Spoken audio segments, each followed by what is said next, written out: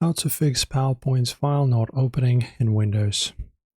So you go to open an important PowerPoint presentation, but nothing happens. Or worse, you get a frustrating error message saying the file is corrupted or cannot be read. This usually happens due to file unblocking security logs, corrupted presentation data, or conflicting background add-ins inside Office. So first we check the most common reason for downloaded or emailed files failing to open: Windows protected file, Windows protected view security logs. So just locate your PowerPoint file in File Explorer. So mine is this one. Right click the broken file and choose Properties. Then look at the very bottom of the General tab for a section called Security.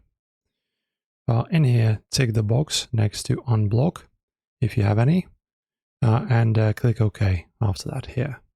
And after you unlock it, just close this and double-click your file again, and Windows now will bypass the security block and open your presentation smoothly inside PowerPoint.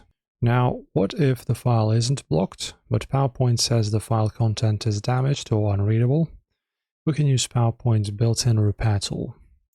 So just launch your PowerPoint directly from Start menu with a blank presentation, like this. Click on File, right here, and then choose Browse. Then locate your file and just click on it once. Do not double-click.